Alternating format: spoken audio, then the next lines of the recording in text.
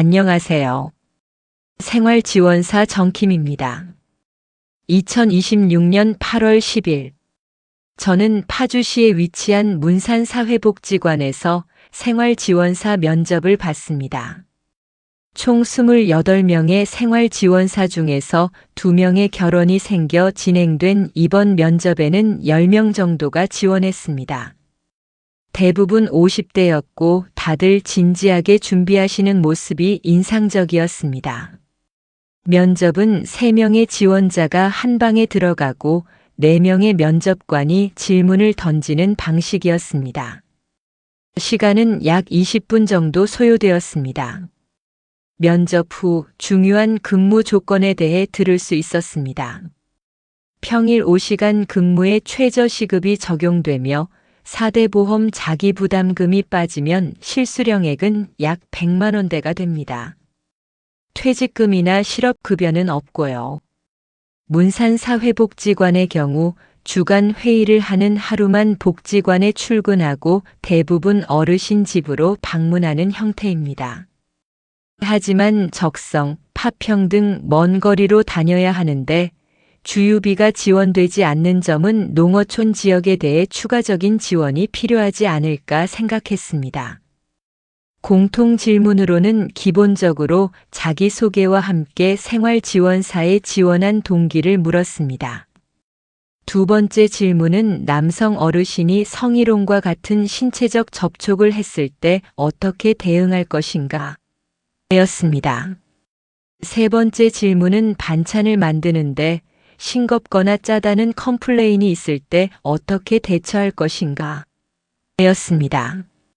마지막 공통 질문은 매뉴얼에 없는 부당한 요구를 했을 때 어떻게 반응할 것인가 였습니다.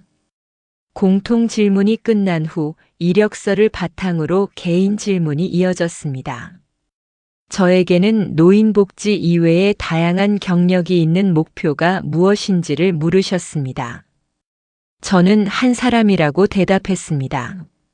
한 어르신이 죽음을 맞이할 때까지 나라는 사람을 만나서 존귀하게 인간으로서 대접을 받을 수 있도록 지원하고 싶다는 소망을 이야기했습니다. 노인복지의 길을 시작하면서 다양한 시설에서 사회복지사로 일할 수 있는 기회가 있었지만 생활지원사가 제가 추구하는 방향과 맞다고 생각했습니다. 특히 2026년 3월 27일부터 시행된 돌봄통합지원법은 내가 살던 집과 지역사회에서 건강하게 생활을 유지할 수 있도록 돕는 제가 완결형 맞춤 서비스입니다. 이 정책이 집에서 태어나 집에서 죽고 싶다는 제 개인적인 바람과 일치합니다.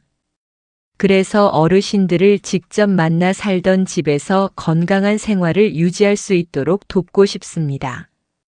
저의 면접 경험이 생활지원사 지원을 고려하시는 분들께 실질적인 도움이 되기를 진심으로 바랍니다. 모두 파이팅입니다. 파주 문산사회복지관에서 생활지원사 면접을 봤다고 28명 중 2명. 결혼 때문에 10명이 지원해 20분가량 진행됐고, 면접장에 진지하게 준비한 50대 지원자들이 많았다고 전해요.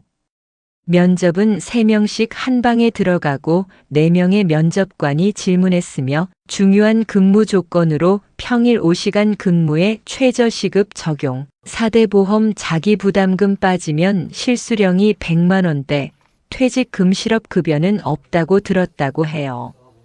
근무는 주간 회의 하루만 복지관에 출근하고 나머지는 대부분 어르신 집을 방문하는 형태라며 적성 파평처럼 먼 지역도 가야 하지만 주유비 지원이 없어서 농어촌 추가 지원이 필요하다고 생각했다고 말해요. 공통 질문은 자기소개 지원 동기, 남성 어르신이 성희롱이나 신체 접촉을 했을 때 대응, 반찬이 싱겁거나 짜다는 컴플레인 대처, 매뉴얼에 없는 부당한 요구를 받았을 때 반응이었고 공통이 끝난 뒤 이력서, 기반 개인 질문이 이어졌다고 해요. 본인은 노인복지 외 다양한 경력이 있는데 목표가 뭐냐는 질문에 한 어르신이 죽음을 맞이할 때까지 나라는 사람을 통해 존귀한 인간으로 대접받게 돕고 싶다고 답했고, 다양한 사회복지사 일도 가능했지만 생활지원사가 그 방향과 맞다고 설명해요. 특히 2026년 3월 27일부터 시행된 돌봄통합지원법이 집과 지역사회에서 건강하게 생활하도록 돕는 제가 완결형 맞춤 서비스라서 집에서 태어나 집에서 죽고 싶다는 바람과 같아. 어르신들을 직접 만나 안정적으로 돕고 싶다는 마음을 공유하고 면접 후기가 지원자들에게 실질적으로 도움이 되길 바란다고 마무리해요.